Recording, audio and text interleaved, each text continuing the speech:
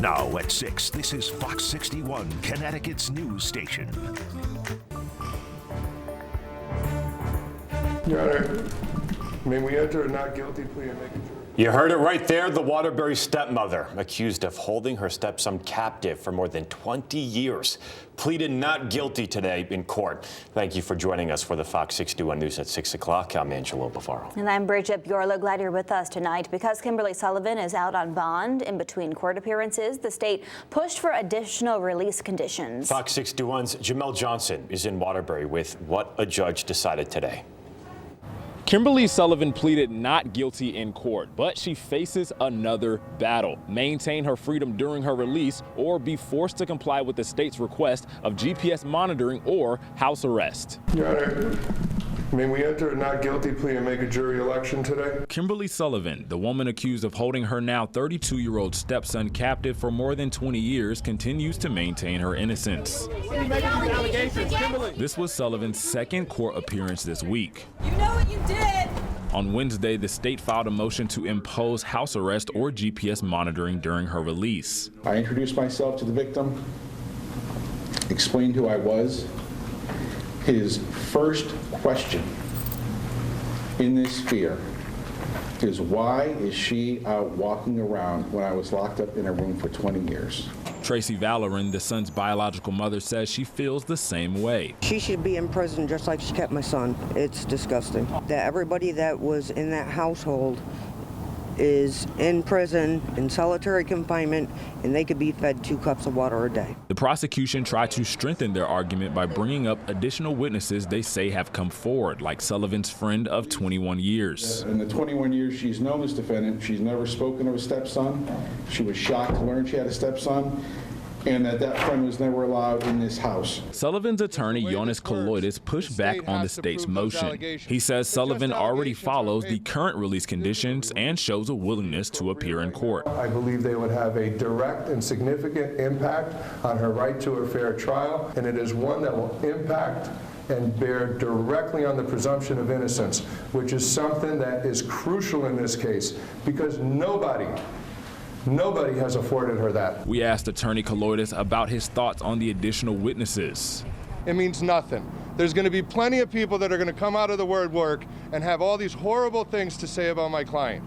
We'll see what's actually admissible in court and what stands up in court under cross-examination. Ultimately, the court granted the condition of GPS monitoring, but denied the state's house arrest request. Judge Joseph Schwartz said that even though these are just allegations right now, this is the most troubling case he's dealt with here in Waterbury. Sullivan's next court date is April 22nd.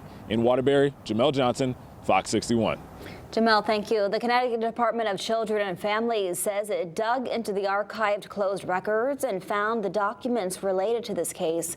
At this hour, DCF says it's reviewing those records from more than 20 years ago. It's looking to see if DCF did things properly at the time and to see if it needs to change laws or their internal rules. We're told DCF is working with the Waterbury Police Department on this and bipartisan lawmakers. It says once they learn what happened, they'll pass it along to us. And coming up in the next hour on Fox 61 Plus, there is special coverage of the Waterbury captivity case. We'll take you from the beginning of that investigation to where we are now and what comes next. Again, that special streams on Fox 61 Plus starting at 7 o'clock tonight. Just download the app on your TV and watch for free. All right, let's turn to some lighter news, shall we? For the first time this year, Connecticut will see temperatures in the 70s. Yeah, but there's a catch here because it really depends on where you live in the state. Deshaun Robinson is here to break down the details of this swing that we're seeing across the state, this battle, should we call it, Deshaun? What's going on? Yeah, guys, this battle between warm and cold air, if you're on the southern parts of the state, it's going to feel like summer tomorrow, while if you're in the northern parts, it's still going to feel like winter with temperatures in the 40s. But tonight, we are looking at showers during the late evening. These occasional showers will continue into the pre-dawn hours. Tomorrow, 70s are possible across parts of the state, mainly for our southwestern areas. And we're going to keep a few showers in the forecast into Sunday, but not a washout by any means. So showers for tonight, if you are heading out there, definitely walk with an umbrella. We will see these occasional on and off showers continue into around 4 a.m. Our temperatures will fall into the mid-40s. Now tomorrow is the day for the partial solar eclipse. Eclipse begins around 4:50 a.m. We do expect the maximum eclipse to take place around 6:47 a.m. This is just after sunrise. And here in Hartford, we're expecting a close to 40% eclipse. Coming up, I'll let you know more about this weekend's weather. Back to you guys. We're learning more details about a deadly domestic shooting that happened in Woolkit last night. Police say a father shot and killed his wife and son during an argument. They say a friend who was there at the time then shot and killed the father. Fox 61's Alicia Hercules spoke with neighbors. People who live in the area say that this neighborhood is usually quiet. They say hearing the news of the killings is terrifying and disturbing. One neighbor says she's had several bad experiences with the father of the family. He always told me, I'm watching you. I know when you're coming and going. I see you out there playing with your kids. He set up cameras facing my yard to watch us. Tara Richards says she had multiple disputes over the years with David Coate. She says Coate made several threats towards her and her kids.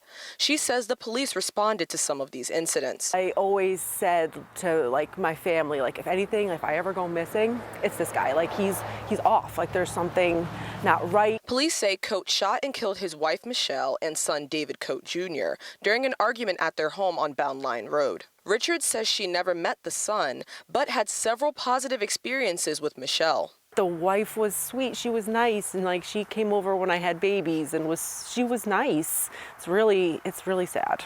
She didn't deserve that at all. Police say Coate was moving out of the home. His son and one of his friends were helping. At one point, Michelle Coate came to the house. Investigators say she was estranged from her husband and was living in a different town.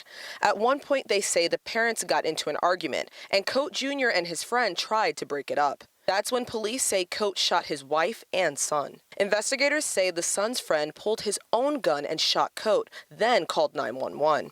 They say the friend has a legal firearms permit and his gun is registered.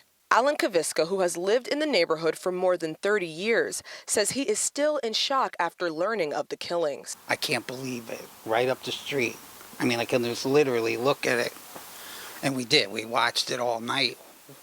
The cops going in and out. This morning they removed the bodies. Police say they will not release the name of the friend who shot the father until their investigation is complete. In Woolkit, Alicia Hercules, Fox 61. We have some new developments in the New London restaurant shooting that happened back in January. Police say they have arrested that shooter. Officials arrested 25-year-old Anderson Florimond Amy on St. Patrick's Day. It's reported that on January 30th, just before 9 p.m., a man was shot in the leg. That victim is okay now. Police say this was not a random act. Florimond Amy faces criminal possession of a firearm, 4 counts of reckless endangerment, and unlawful discharge of firearm charges. And new tonight at 6, a person is dead after an early morning fire in Wallingford. It happened around 4:30 this morning at a 3-story home on Clifton Street. When firefighters arrived on scene, the flames were on several floors. They say it also spread to the house next door. Firefighters got the flames under control in around 90 minutes time. They did not say how many people were inside the house, but said one person died in the fire. Fire officials are not releasing that person's name at this time, but the cause is under investigation. Right now, things have quieted down in East Lyme after a chaotic scene this morning. Yeah, take a look. A gas line ruptured, creating a scene that rescue crews needed to contain. Fox 61's Jim Altman has those details. On Flanders Road in East Lyme Friday morning, you couldn't see what was in the air, but you certainly could see the large response that ensued afterwards. At 7:30 Friday morning, rush hour in East Lyme became a bit more frenzied. He goes, there's been a gas leak, we need to get out. Yeah, we started smelling it, the gas and everything, and the cops start closing the roads, both sides of the roads. A crew ruptured a gas line on Flanders Road. There was a quick response. East Lyme Fire arrived on scene, as did mutual aid from surrounding towns. New London sent a hazmat team. Their collaboration helped to quickly contain the emergency. It did create some tense moments for nearby businesses, especially at Brooks Plaza. Kathy Saunders has worked at the Shack restaurant for 3 decades. So we were pretty much just getting started, and a police officer came in kind of urgently looking serious, and he came up and he said, "You guys need to clear out of here." First responders evacuated nearby businesses, and workers were staged at the high school a few blocks away. The East Lyme Fire Department called this a textbook response, adding there was no residual gas in the air. An Eversource crew went down under to repair the broken line. In the end, there were no injuries, no property damage, just some frayed nerves. But 2 hours later, the workday ramped up once again. Thank you so much for handling it. And as soon as we started driving back in, customers were ready, coming right in, and they didn't mind waiting a couple minutes while we just got it all back going, so it was good. In East Lyme, Jim Altman, Fox 61. A Connecticut U.S. representative is working on a bill that would transform vacant and underused commercial properties into new housing. That bipartisan bill is called the Revitalizing Downtowns and Main Streets Act. Representative John Larson introduced it with 2 other reps. The COVID-19 pandemic pushed many businesses out, leaving those spaces empty, and many Americans say they struggle with affording housing. While California Representative Jimmy Gomez says turning commercial buildings into homes that families can afford is an easy way to kill 2 birds with 1 stone, and this will also encourage economic growth in cities. A violent crash in North Branford sent 1 driver to the hospital with life-threatening injuries. Police say a car slammed into Town Hall on Foxon Road around 2 this morning. They say it hit the building midair before crash landing. The driver was rushed to Yale New Haven Hospital.